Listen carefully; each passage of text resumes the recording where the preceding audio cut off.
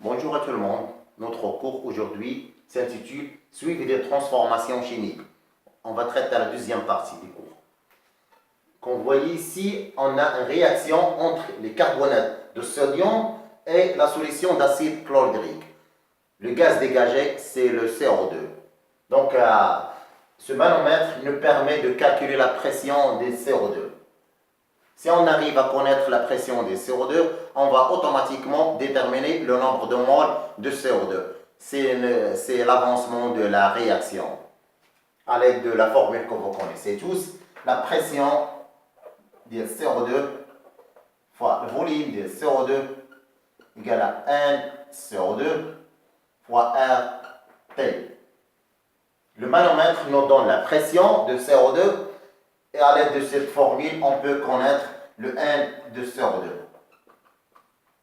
Ici, on travaille à température et à volume constant. Pression fois le volume.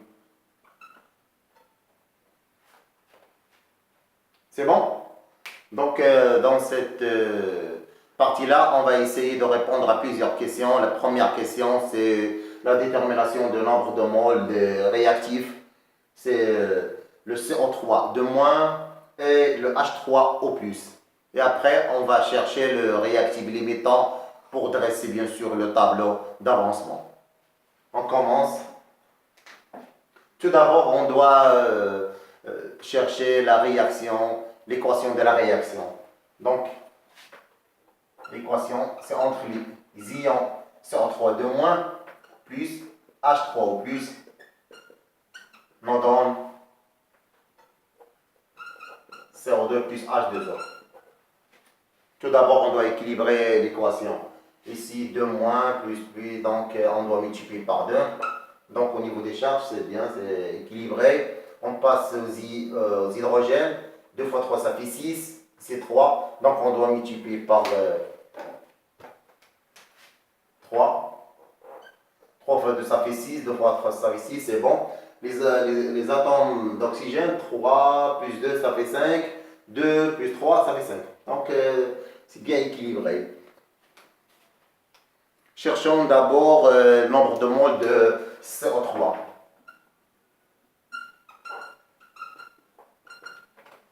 Qu'est-ce qu'on a comme données?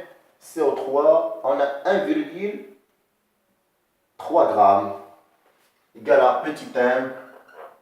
On a 1,3 ici. La masse égale à 1,3 g. Donc pour calculer le nombre de moles, il suffit tout simplement de diviser la masse par la masse molaire.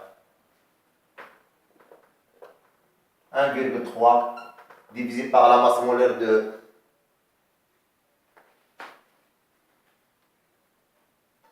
Na2 égale à 105,98.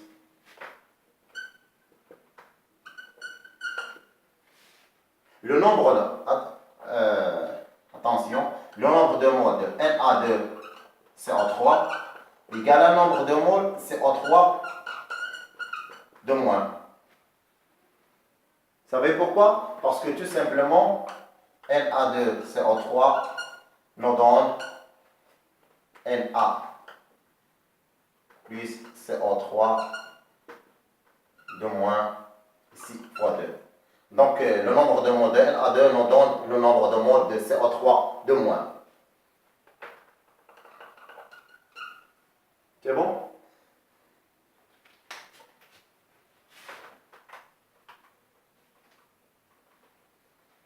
On a le résultat, c'est combien? C'est 10 moins 2 moles, égale à 0,01 mol. On cherche le nombre de moles de H3 au plus. N de H3 au plus, à quoi est égal? Ici, on a C fois V. On a dans les données, concentration, c'est 5 moles par litre. 5 moles par litre. Pour le volume, combien ici? C'est 20 millilitres. 5 fois 20, ça fait 100 fois 10 moins 3. Donc c'est 0,1 mol. On a N initial. N initial de H3O plus, N initial de CO3 de moins. On cherche le réactif limitant. Pour chercher le réactif limitant, il suffit tout simplement de comparer NH3O plus sur 2 et NCO3 divisé par le coefficient stéchiométrique, c'est divisé par 1.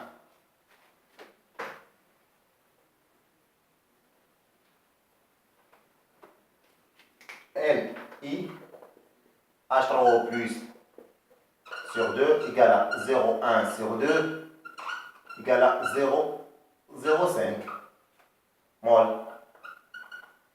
NCO3 de moins égale à, c'est déjà calculé, c'est 0,01. Donc il est tout à fait clair que NCO3 de moins inférieur à 0,05. Donc le CO3 de moins, c'est lui le réactif limitant.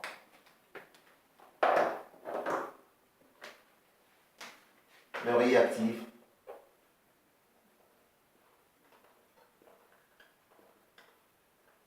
est donc CO3 de moins. Donc on a tout pour dresser le tableau. On a tout. On peut effacer ça.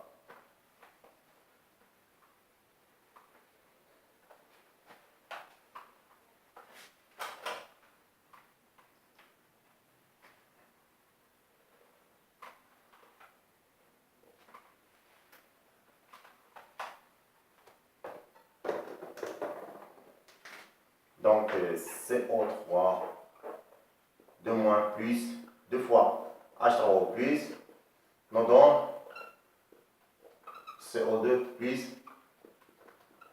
3H2O.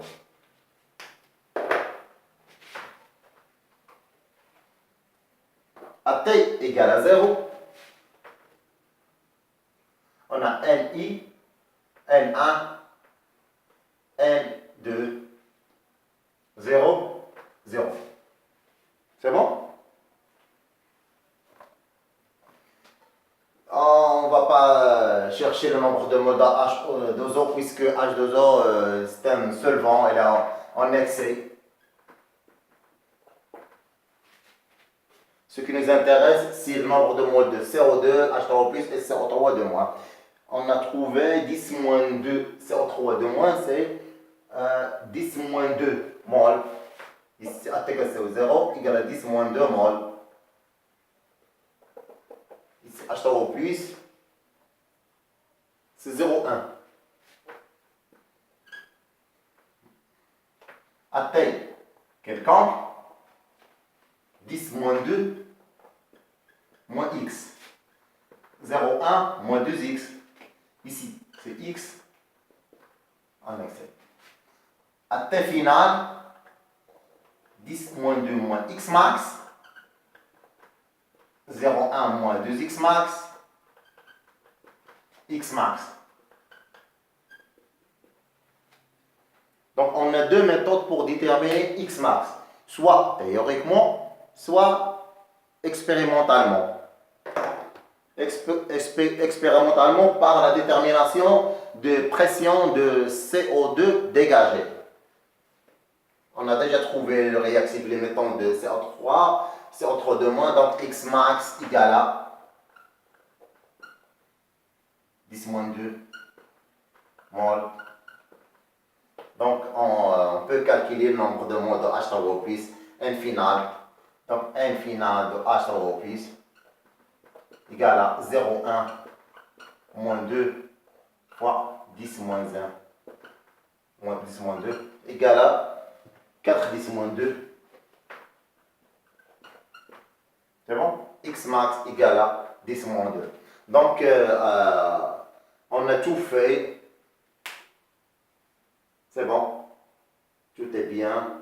Donc on peut déterminer le volume ou bien on peut déterminer la pression de CO2. Voilà, le volume de CO2. N CO2 fois R PV égale à nRT, c'est ça. Expérimentalement, on peut déterminer la pression de CO2 directement par la lecture sur le manomètre. On peut même trouver le nombre de moles ici de XMAT et chercher le volume de CO2 dégagé. Donc on peut tout faire ici à l'aide de la formule et du résultat du tableau. Donc je vous remercie. Essayez de faire d'autres exercices et à la prochaine fois. Au revoir.